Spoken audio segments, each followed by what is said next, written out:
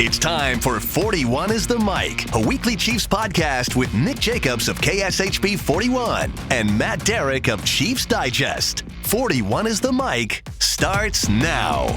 Welcome, everybody. 1 week until Chiefs training camp kind of starts, and we are here with another episode of 41 is the Mic. I am Matt Derrick from Chiefs Digest, alongside sports morning radio show enthusiast Nick Jacobs from KSHB 41. Yes, thank you to Steven and Jake and Nate for having us on this past Wednesday. It was good to be on New Day with SSJ, and you were very excited about what you considered a historic milestone. It was. I mean, we've been doing this for, it's over 2 years now, right? I'm not losing track. Probably. And this was the first time that we had ever been on the radio or a podcast or a TV show in the same room. Yes, because normally I'm behind the scenes. Normally we're in each other's homes. We have been in the same building before, but just different rooms in the same building. Mm-hmm. It was the first time we were actually in the same room, actually answering somebody else's questions rather than answering questions from each other. Yeah. It was, I mean, to me, it was, hey, it may not have been, people landing on the moon, but it was certainly a significant, milestone in my life. Well, madam, and glad you got that experience. Hopefully a milestone in the lives of others as well. We'll find out in the comment section. I mean, this is, hey, at one point, remember, Pat McAfee, used to be a punter, and that was people used to know him for. Yep. I mean, people may once, just remember us as being, two guys who did a podcast. Uh-huh. And, and then one day we'll be like, I don't know, doing this on ESPN in a trailer somewhere. I don't know. Matt, I got nothing. I'm just saying, you never know where, a tiny sapling can grow into a mighty oak, and Wednesday might have been our tiny sapling. Yeah, I just want my company to know that we're doing this that I enjoy my employment there. Okay. It'll be on NBC. I don't hope it didn't say it was going to be on ESPN. We'll be doing that show in the trailer on NBC Sports. I mean, it'll be great. Trust me. All right, Matt, so what do we got today?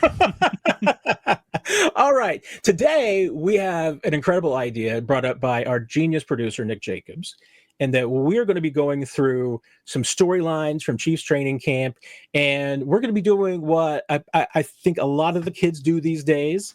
It's apparently called swiping right or swiping left on some of these various topics.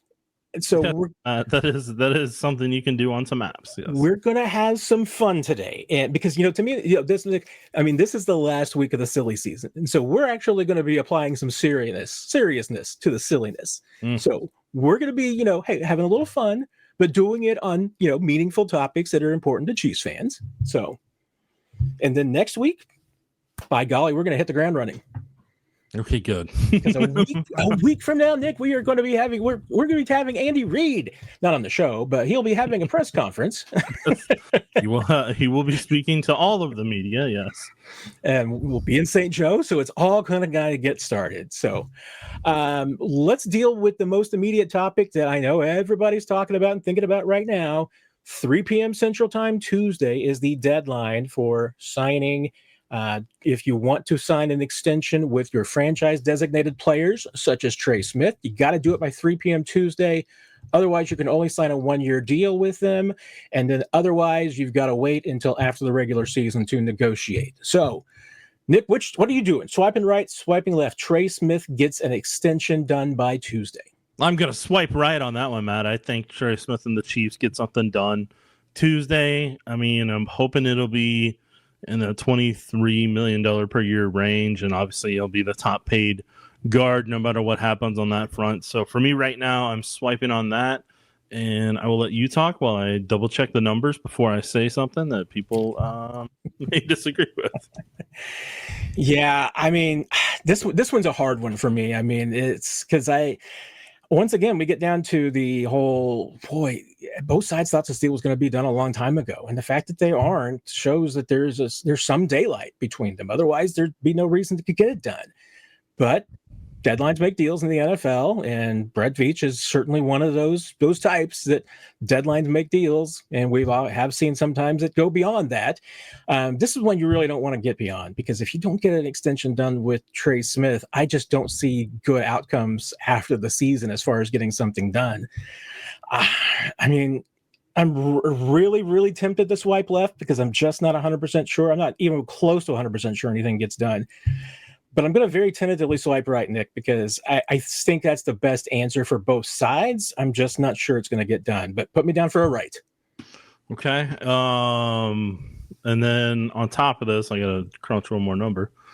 So I think in terms of fully guaranteed, I would assume that it's going to be around 51 million in total in fully guaranteed, and then in total guarantees, I'm assuming it'll be around 64, and it would be like a 4-year extension potentially. That's where I'm thinking on that front. Yeah, I mean, 50 million would be, I think, the highest paid for a guard guaranteed. Yes, it would. So I mean, that would at least give you one claim, and if it's a 3-year deal, then it's not 3 years guaranteed. It's more like 2 1/3 years guaranteed. If it's a 4 years with an opt out after 3, even if it's a 5 years with an opt out after 3 for either side, it's. I mean, that would get Trey Smith, I think, everything that he needs. It gets him the money, the guarantee. It gets him the opportunity to hit free agency again for a third contract at a relatively young age. So if the Chiefs and Trey Smith can get that done, I think that would be a win for both sides. It's just $23 million when you're the Chiefs. That's a lot of money. So it's hard to get done. And if Trey Smith wants more than that and his side wants more than that, that might be the line that's too far for the Chiefs to cross. All right, first day, we know what everyone is going to be watching. It'll be the 22nd is the first practice. It not technically open to the public. It's just open to season ticket members. But, there's going to be thousands of people out there looking at the offense when it goes out there to see who is at left tackle. So swipe right, swipe left, Nick. Josh Simmons is the left tackle on July 22nd, day 1 of training camp. This one I'm going to swipe left on initially because I think Jalen Moore will be out there. But I think he'll take the first 1 reps if he's healthy, which I think he is. And then I think Josh Simmons will earn his way into the left tackle spot as training camp goes along if he's able to be healthy the entire time and showcase his ability to drive block, reach block, and be able to make contact without any issues. Yeah, I mean, this is a pretty quick swipe left for me for the exact same reasons that you just reiterated. I mean, there's a lot of reasons why you want to take it slow and easy with Josh Simmons and let him come in and prove himself and take the pressure off of him being the number 1 left tackle. Just let him get his feet wet without having the pressures around him. And that's what you brought Jalen Moore in for. You want Jalen Moore, if he is going to be the backup, you want him to get left tackle and right tackle reps. I would assume that they're going to be splitting time from day 1.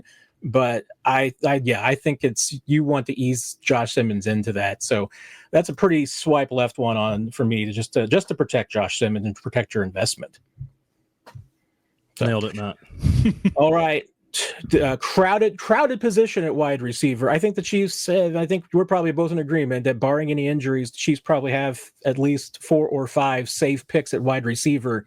The 6th spot after like Juju Smith-Schuster and Jalen Royals gets a little bit tougher, but swipe left, swipe right. Nico Remigio beats out everyone as the 6th receiver on this team.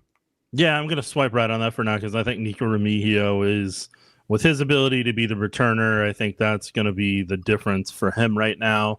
But if you start to see him fall in terms of returner, and there's a lot of other guys getting opportunities at kicker, punt returner, and they showcase more during preseason, then the Chiefs may be more likely to take somebody that is maybe a different style of receiver to be that 6th guy. But I think right now, as long as Nico Remigio is the guy taking the first reps at kick and punt return and continually doing that, I think he's going to continue to hold on to that 6th wide receiver spot. Yeah, this Chiefs rookie class has a lot of wide receivers with kick return experience, and even like a Noel Williams at corner has some kick return experience.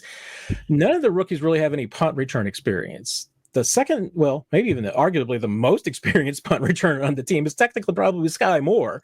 But I obviously I think Nico has put Sky Moore in the back behind him in his dust from just a consistency and a performance standpoint. I think the one thing, obviously, Nico Remigio has got to do in training camp in the preseason is do not put the football on the ground. As long as he can avoid that, as long as he can be a reliable punt catcher, I think he wins that job. If it opens up, there's other guys that could jump in there. I mean, Jalen Royals is going to be, in theory, a backup, so he could be a player that factors in there. Like I said, Noel Williams maybe get factors in there. Brashard Smith could factor in there. There are unproven options if Nico Remigio doesn't perform and if he has any inconsistencies. But I'm a quick swipe left on this one too. I think Nico wins that job. Possibly the most competitive job in this year's camp, Nick, might be on another special teams position at punter, because Matt Araiza is the incumbent, but he's got some serious competition in USC punter Eddie Chaplitsky, the Ray Guy Award winner. Swipe right, swipe left, Nick. Matt Araiza is the punter for this team this year. I feel like this is one of your passion projects during training camp.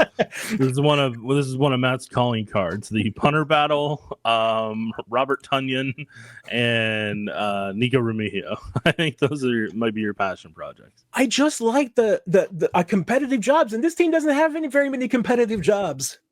So, but no, I think also I think Araiza is going to be the punter. I think Eddie being there at camp will push him to have more touch and more consistency on some of the corner kicks and getting those down inside the 5, and kind of having a little bit more touch on not just booming them all the time, but putting them to where even if the gunner's not the best at tracking and keeping it in, that you've put it at the 10 and let it roll to the 5. Instead of putting it up in the air and trusting that guy is going to get it inside the 5 to the 2, and that they're going to be able to track it and kind of make sure that it stays in. So take a little bit more of that risk out of the equation. And then, so I think that's really the only thing Matt Araiza is really having to truly kind of work on during this upcoming training camp. Yeah, I mean, let's face it, the Chiefs brought in competition because competition typically brings out the best in football players. And in this case, I think it has. Both these guys look really, really good in off-season workouts, to the point where there were times that I couldn't tell which one was punting. And that's a compliment to both players, because one, it means that Araiza has really improved his game from last year, and that he's just has a little bit more touch. He's focusing on hang times. He's doing the things the little things, rather than just being able to boom the football. He's fine tuning his game more, and it's a compliment to Chaplitsky, because, I mean, let's face it, Matt Araiza's got a leg. I mean, last year at practice, we were just listening to the football come off this kid's foot, and it's like, I mean, it was like hearing Bo Jackson swing at a baseball. You could just hear it, but this guy's got a leg too. So that's why I say, I mean, these two are a lot closer than you realize, and I think it's a compliment to both of them. Both of them should be punting in the NFL this year. Dave Toub knows how to find them, and these are both really good punters. I'm going to swipe right for Araiza too. I think he gets it done. I think that, hey, last year he had to work off a lot of rust from the essentially 2-year layoff from competitive football. I think this competition has been good for him. Who knows? I mean, we've seen it before. We might see Eddie Chaplitsky, sometime again in the future. Maybe he's going to be a punter. Maybe they're going to both be a punter for this team. But I think Matt Araiza wins this job. And at some point, we're going to have to swipe right, swipe left on how do you pronounce Eddie Chaplitsky. Is swipe right, swipe left. Matt is pronouncing it correctly. I'm not worried about it right now, personally. It's probably worth a swipe left, though. All right, let's flip over to the defense. And one of the more, interesting possibilities and questions here, because the Chiefs at cornerback have Trent McDuffie. He's going to be their top corner.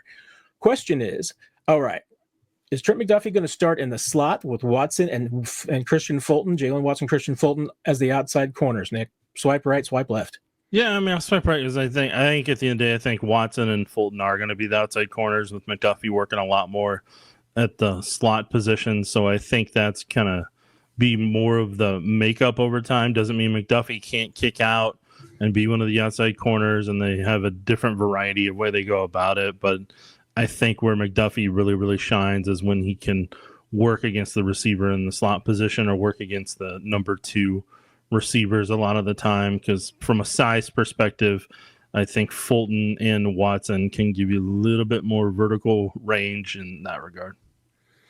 Yeah, I think I'm going to end up swiping left on this. Not that I don't think that, Trent McDuffie is going to spend some time in the slot this year. I just also think Jamari Conner is going to as well. I think that, the addition of Fulton really, especially when the Chiefs go into some dime looks, it really gives them the opportunity to kind of do what they used to, Spags used to do back in year one with Kendall Fuller and Tyrann Mathieu, and be able to kind of mirror his defense and set it up so that teams really don't know, what the Chiefs are doing. They don't know where pressure is going to come from. They don't know, how the defense is really being arranged pre-snap, so that they can adjust on the fly. You got a play caller and Nick Bolton who can set the defense like that. So I think that you're still going to see other corners filter through that slots position. I'm not sure that McDuffie is going to be the permanent guy. I think you're just going to see more of him than last year. And once again, I mean, it's a bit of a prove it with but Watson for sure, maybe even a little bit of Fulton. I mean, the Chiefs are paying Fulton like he's starting, but Jalen Watson's got a lot to prove. And, just because he has been the most consistent, he hasn't been injury free, and Najee Johnson and, and Josh Williams, and there's some other folks that are still there. So it's not even a slam dunk to me that Watson's going to be the third on the depth chart at corner. I mean, he could get pushed as well. So I'll slide left on that one, but I see your point. You got legitimate, because let's face it. I mean, Trent McDuffie is probably the best slot corner in the league for a reason. Mm-hmm. So. All right, let's kick inside on the defensive line. One of the most talked about players, especially the rookie class, outside of Josh Simmons, is on the defensive line with Omar Norman-Lott. So the question is, Omar Norman-Lott starts the first preseason game for the Chiefs at One Tech. I'm swiping left just because I think Mike Pennell is going to be more of the One Tech in that regard, and I personally see Omar Norman-Lott as better suited for the 3-tech kind of Wharton behind Chris Jones thing. But I mean, we'll see if the Chiefs throw me a curveball and surprise me. I'm going to swipe right on this one, because even if the Chiefs' plan for Omar Norman-Lott is to be a pass rushing specialist on third down this season, they need him to get better and they need him to grow. They want him to be a 3-down player. So I think they do want to push him to become a better defender against the run. And he might even start the first preseason game, at the 3-tech. Maybe you don't want Chris Jones exposed during, injury or anything like that, overworked during the preseason. So maybe he starts out there at 3. And certainly the Chiefs could have used the offseason just to get Omar Norman-Lott a lot of reps, but they got him a lot of reps. I think they're going to continue to do that in the preseason. All right, we're sticking on the defense on this one. Just the other level. We haven't talked about linebackers yet, Nick, and there's not a lot of talk about the starters because I think the top 3 guys are firmly entrenched. Questions at the bottom. So one of the favorites from this year's undrafted free agent class, Brandon George from Pittsburgh. Does he make the 53-player roster, Nick? The way he's been performing in OTAs and minicamp, I think he's the 5th linebacker behind Chenal, Bolton, Tranquil, and Bassa. I think he's the 5th guy right now, and I think he's kind of potentially, if they couldn't get something done with Leo Chenal, like he could learn from him and be like an apprentice this year, basically. But I think he's built a lot like Leo, and I'm curious to see when the pads come on what George is able to kind of prove out there. But he's shown some ability in coverage, and I mean he's very athletic, and I think that he could be potentially, if everything goes right, he could be a nice gem for them. My only real concern, with George is a minor financial concern, because it's not that big of a deal. But, this year, Jack Cochran's got a almost $2.1 million cap hit, and $1.2 million of it is dead money. So, if you walk away from Jack Cochran, you're basically setting another $800,000 on fire. So that's not a ton of money. Now, it is a ton of money when you're the Chiefs and you only have $10 million of cap space right now, and you're working with Trey Smith, and and even at $10 million, I mean, that's at the extreme end of where Brett Veach wants to be going into the season, and you got a lot of other stuff to do. Like I said, $800,000 isn't much. Question is, do you think you can sneak Brandon George onto the practice squad? I'm cautiously optimistic that you can. I'm a big Brandon George fan. I've been one since day one. He's looked really impressive. Since rookie minicamp, he's been very impressive. It's all about special teams at that spot, and Jack Cochran is one of the team's better special teams players. So I'm going to swipe left hesitantly because I think Cochran may hold on to that job. We shall see, Matt. When the pads come on, what happens? We will definitely see. All right, we got another training camp favorite on this one. I think people are going to enjoy watching because we enjoyed watching him during OTAs. Tight end is going to be a tough battle. Chiefs have obviously Travis Kelce and Noah Gray. Jared Wiley probably won't be available during training camp, might be into the regular season. So the question is, who will be the number 3 tight end? Jake Breedingstool, swipe left or right? Yeah, I'm swiping right. I think he's going to be the 3rd tight end to pair with Travis Kelce and with Noah Gray. So I think with what the Chiefs gave him financially from a bonus perspective and what he's put on the football field, I just think Breedingstool is going to get a really good year to learn behind Travis Kelce, to try to see what he can add to his game from learning from somebody that I think he's eerily similar from Travis's time in Cincinnati when Travis was coming out. I see a lot of Travis's ability in Jake's game, so I personally see him as the 3rd tight end. I like Jake Breedingstool too. I really like him. I love his arms. His ability that he showed to just be able to reach out and snare the ball away. He's got great size. He's a huge mismatch anytime that he's on anybody. It doesn't matter if it's a corner, safety, linebacker. He's a mismatch issue. After what we saw during OTAs, if the same Robert Tonyan, who admittedly, he's up there. He's a veteran journeyman. He's 31, just turned 31 back in April. If he shows the same ball skills and the athleticism that he had during OTAs, and maybe the energy that he showed during OTAs, if he can extend that in the training camp, I think he wins that 3rd job because every quarterback connected with him. He's a veteran, and at 6'5", he's a bigger option than Noah Gray. And yes, Patrick Mahomes likes big targets, and Jared Breedingstool is a big target too. But Robert Tonyan he knows how to find voids. He's got more experience at that. And remember, there weren't that many teams that were interested in Jake Breedingstool coming out as an undrafted free agent. So I think there's a chance the Chiefs can sneak him onto the practice squad. So as big a fan as I am, and I'm not even ruling out, Nick, the crazy idea that they keep 4 tight ends. Mm-hmm. But I'm going to swipe left and give it to Robert Tonyan for now.